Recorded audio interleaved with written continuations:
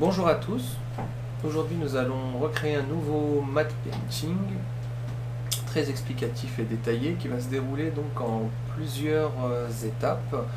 Donc la première étape, ça va être la création en 2D sur Photoshop des images, des calques. Donc là je me suis basé déjà sur une première photographie qui est la photographie du château d'Angers que j'ai téléchargée sur Google Images et qui est au premier abord pas terrible au niveau de son illumination, mais qui tourne très rapidement en notre avantage à cause de ça justement, parce qu'en fait on a un ciel qui est blanc, donc on n'a pas d'ombre, on n'a pas d'éclairage particulier, en fait tout est global, tout est illuminé globalement. Donc c'est super, on va pouvoir refaire l'éclairage à notre sauce sans avoir de contraintes. Voilà. Alors la deuxième étape, ça va être une création 3D qui va être intégrée, plus ou moins. Donc je pense qu'on va intégrer un pont, quelque chose comme ça, qui viendra se greffer donc à l'image. Donc il y aura un petit cours de 3DS rapidos. La troisième étape sera l'animation générale et la compilation donc des calques afin de les exporter sur After Effects pour une animation en fait du matte painting. Donc je pense qu'on utilisera la technologie des calques 3D d'After Effects, qui est un produit, on va dire Adobe, qui a fait quand même ses preuves, mais qui reste quand même rudimentaire dans le développement du matte painting. Pour commencer, c'est très très bien, mais c'est vrai que par la suite, c'est mieux de passer sur d'autres logiciels qui prennent en charge de meilleure façon la 3 dimensions. Voilà. Alors voilà, je commence. On va tout d'abord un peu recadrer l'image parce que je pense qu'on pourrait rajouter de la matière vers le haut par la suite. Je ne sais pas exactement quelle tournure ça va prendre. C'est vrai que l'idéal pour commencer, c'est de faire un dessin pour savoir un peu où on va. Mais là, on va dire que c'est pour se faire plaisir, donc c'est juste un peu une démonstration technique. Donc on va y aller un peu à tâtons, puis on verra bien ce qui va sortir. Donc voilà, je prends l'outil de recadrage qui est ici. Je vais la recadrer un petit peu vers le haut. Voilà, en se gaffant bien de mettre un arrière-plan blanc pour garder un peu le prolongement du ciel. De toute façon, il va disparaître le ciel. C'est la première chose qu'on va faire, c'est enlever le ciel. Voilà, voilà. Ce qui est déjà un petit peu mieux. Là, on sent qu'on peut rajouter quand même des éléments et par la suite recadrer en 720-576. Ça sera l'image finale pour faire de la vidéo et une petite animation sous After Effects. Donc la première étape, ça va être du Photoshop. Et la deuxième étape, il y aura peut-être un peu de 3D. Et la quatrième étape, ça sera le montage sous After Effects avec des calques 3D pour améliorer justement le réalisme. Voilà, donc je vais commencer par prendre l'outil tampon et je vais commencer à éliminer donc toutes les parties de l'image qui nous plaisent pas. Et après, j'enlèverai le ciel. Voilà.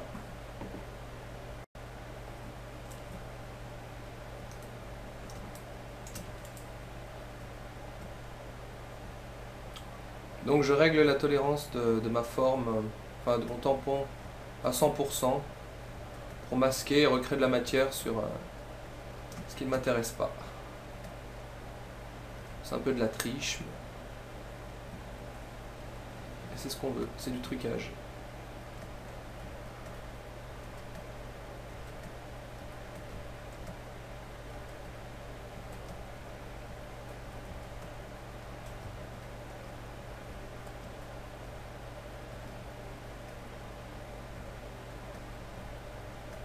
Même reprendre en dessous, ça marche aussi.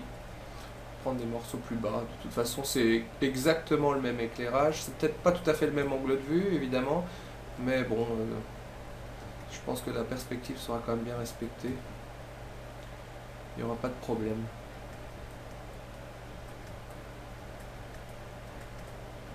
Donc pas hésiter à reprendre de la matière à différents endroits pour éviter que ça se répète.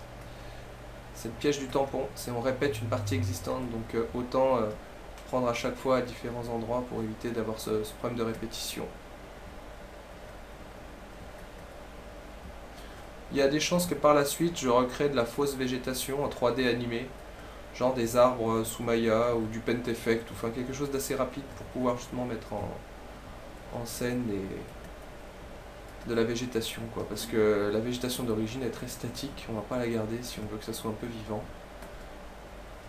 À la limite, si on veut faire du lierre qui jonche la façade, là, ça pourrait être bien effectivement d'utiliser donc une espèce de texture un peu statique là, voire télécharger des photographies de végétation, puis plaquer dessus, mais bon, pour le moment, on va tout enlever, on nettoie tout pour avoir une image propre, pouvoir démarrer avec des bonnes bases.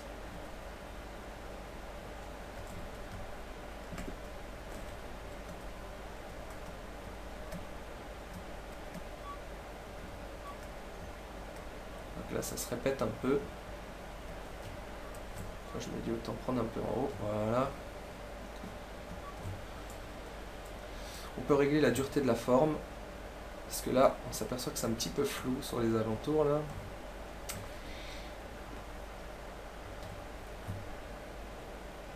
Pas facile.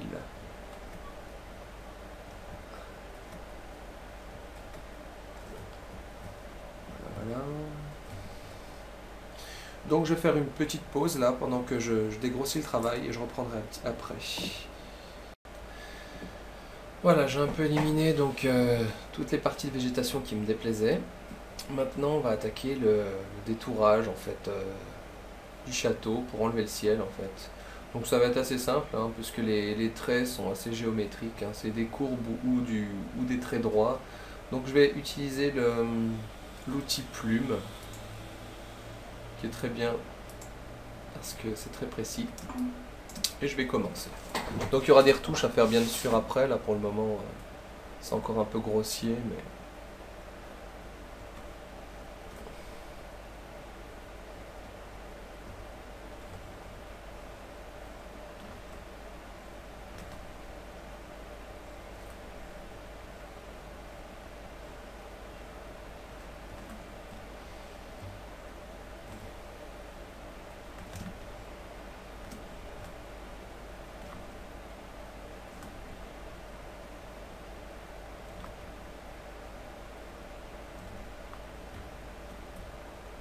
Donc les touches pour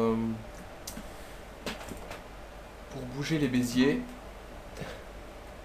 c'est CTRL pour déplacer un point, pomme si vous êtes sur Mac, déplacer le bézier comme ça, et pour casser la courbe du bézier, pour éviter que quand je retrace une prochaine fois ça me fasse une courbe comme ceci, ce qu'on fait, on se met sur le point, on appuie sur la touche, je vous montre comme ça, sur Alt, pour casser le bézier, pouvoir repartir donc à angle vertical sans avoir de courbe non désirée.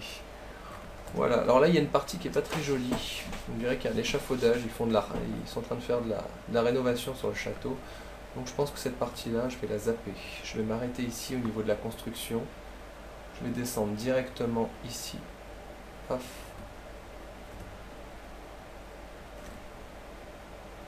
Peut-être que je vais garder le pont. Ouais. Ça pourra donner un style. On verra au final.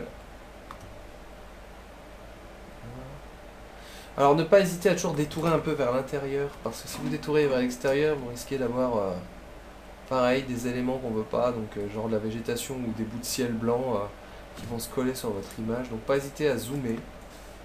Toujours détourer un peu à l'intérieur de l'image, comme ce que je suis en train de faire là. Donc là, les jolis marronniers, là, ils vont être zappés aussi. Le parking aussi, parce que certainement qu'en arrière-plan, il y aura des jolies montagnes qu'on va aller télécharger en photographie. Hop. Je dézoome.